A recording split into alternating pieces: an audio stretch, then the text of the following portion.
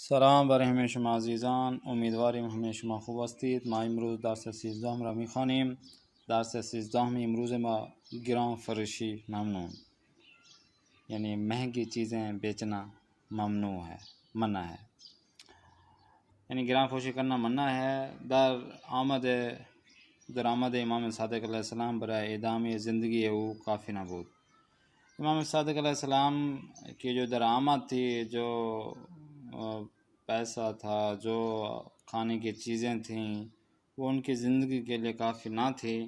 امام بے فکر افتاد کہ از راه تجارت مخارج خانه خویش را تامین کند.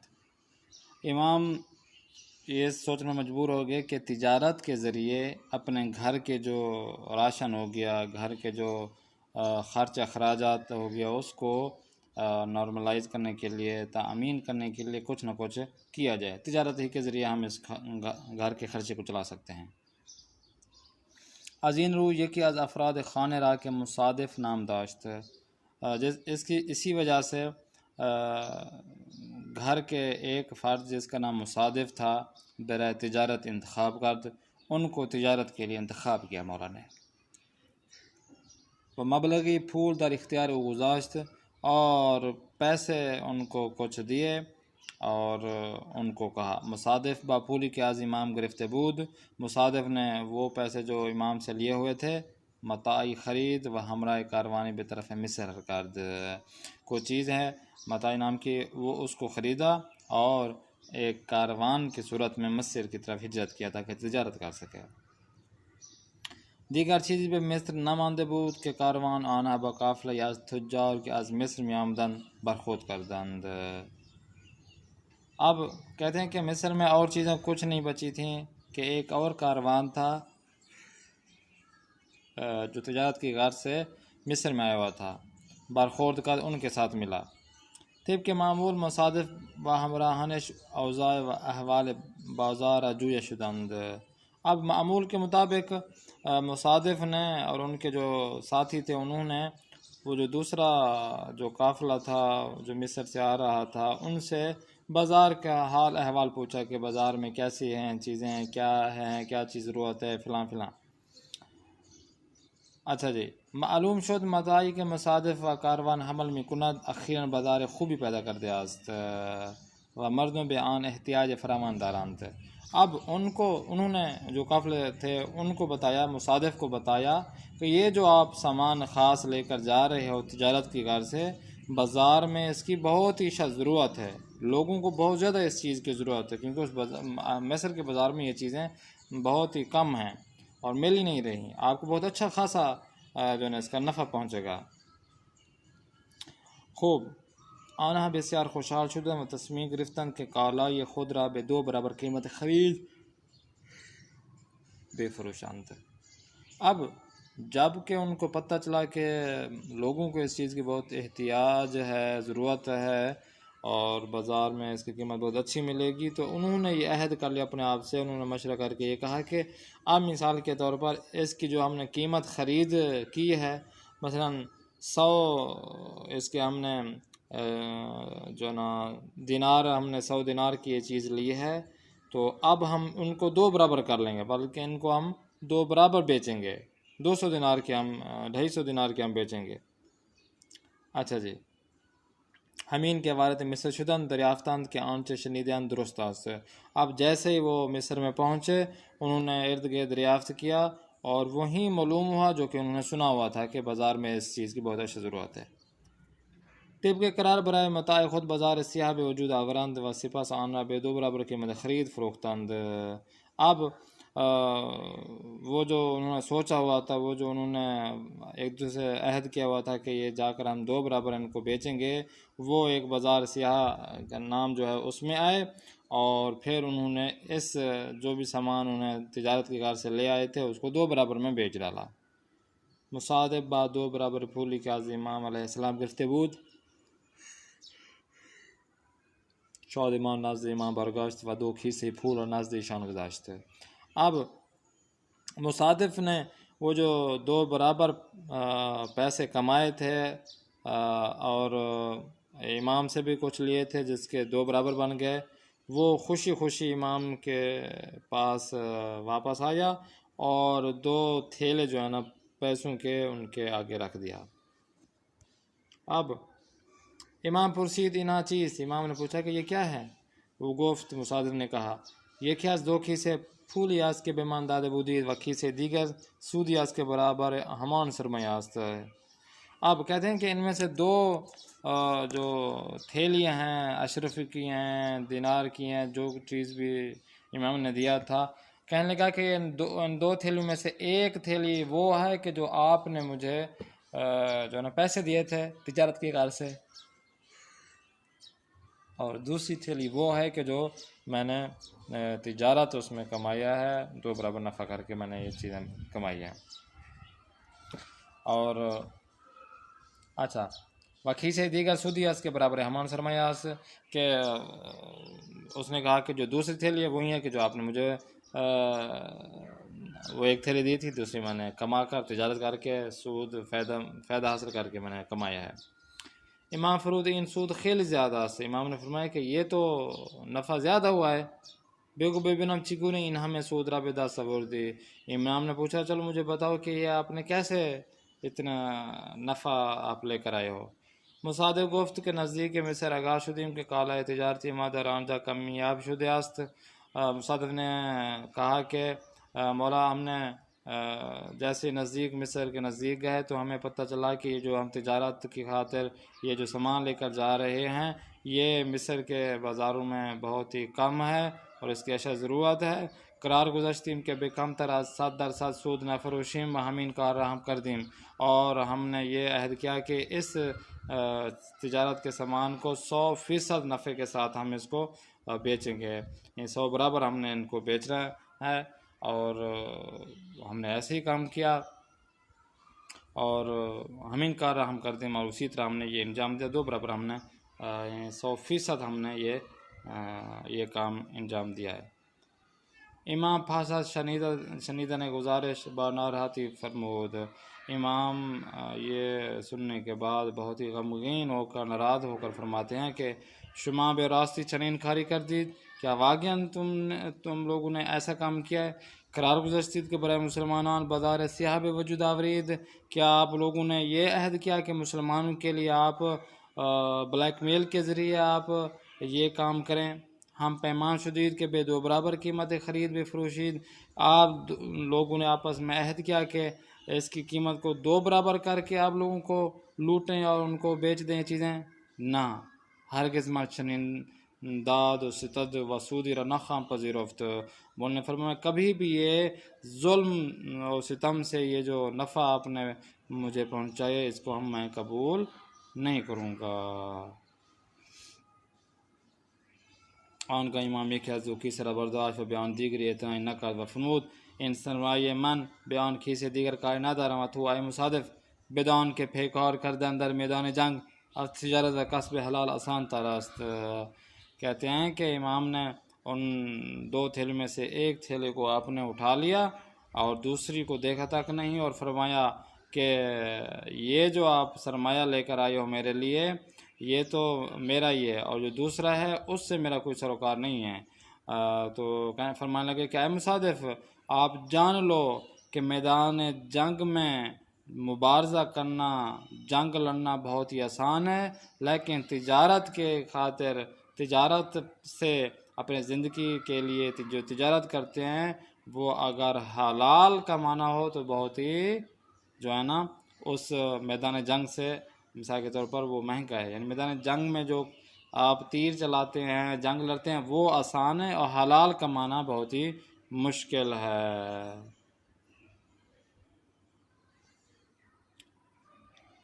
خوب، اخیراً کلمہ ترکیب تازہ، اخیراً یعنی بتازگی، اعتنا یعنی توجہ نہ کیا، اوضاع و احوال شرائط و وضعیت پوچھا، بازار سیاہ یعنی وہ علاقہ، وہ بازار جس میں مہنگی چیزیں بیچی جا سکیں اور غیر قانونی چیزیں وہاں پر بیچی جا سکیں۔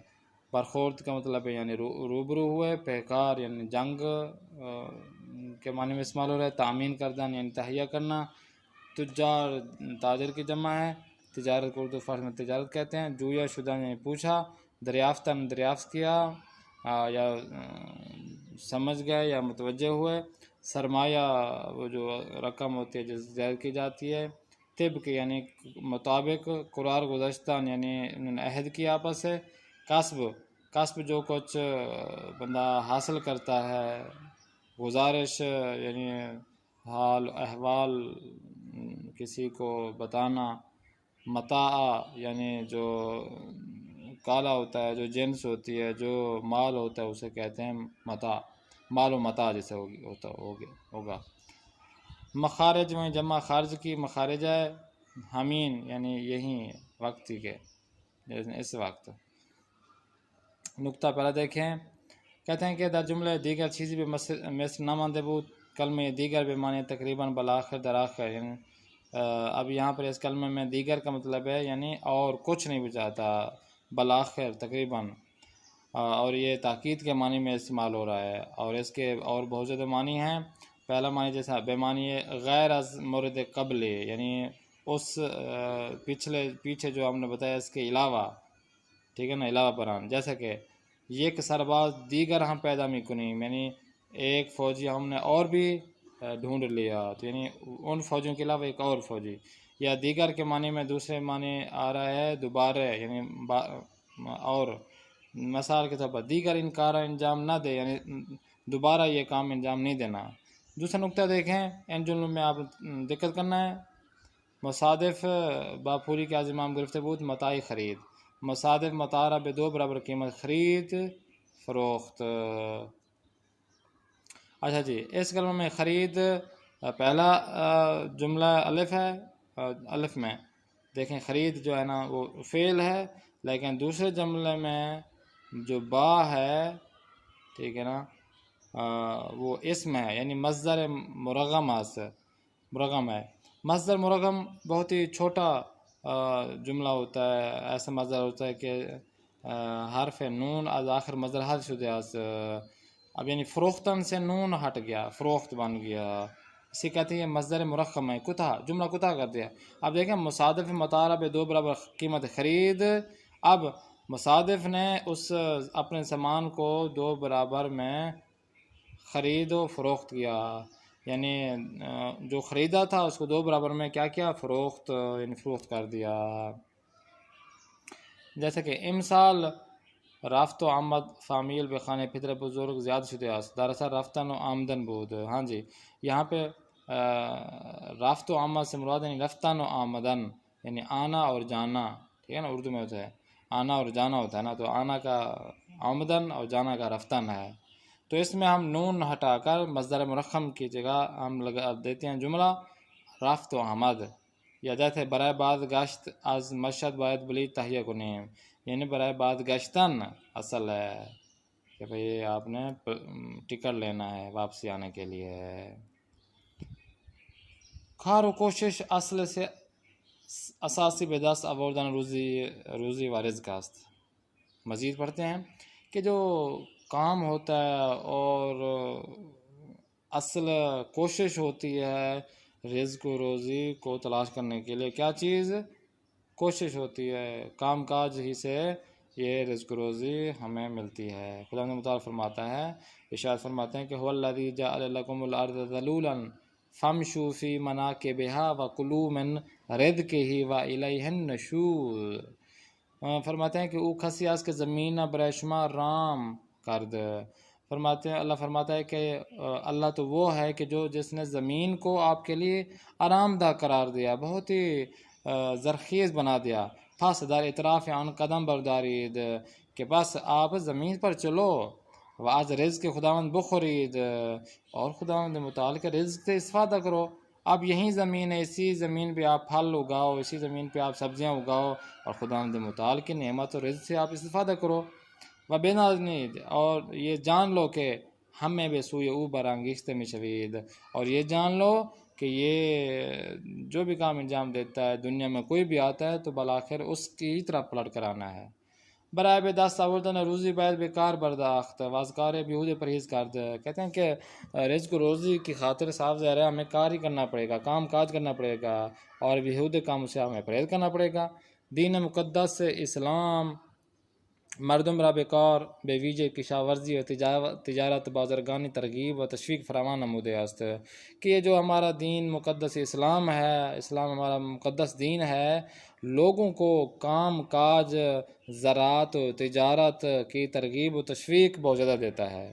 حضرت پیغمبر اعظم اسلام حضرت محمد مصطفیٰ صلی اللہ علیہ وآلہ وسلم ائمہ ہدی علیہم السلام به کارهای مثل چوپانی، بازرگانی، کشاورزی وغیرہ اشتغال داشتند۔ اب رسول خدا ہو گئے یا ہمارے ائمہ علیہ السلام ہو گئے، وہ ان کام کاج پہ، جیسا کہ آپ نے چوپانی کا کام انجام دینا ہے، بیل گاڑی چلانا ہے، بازرگانی تجارت کرنی ہے، زراعت کرنی ہے، یا اس کے علاوہ جو کام کاج ہوتے ہیں رزق روزی کے لیے، تو اس کی طرف ائمہ علیہ السلام رسول خدا نے بہت ترغیب دی ہے۔ کسی که میخواد تجارت کند باید اول مسائل مربوط به کسب را بداند تا گرفتار حرام نشود۔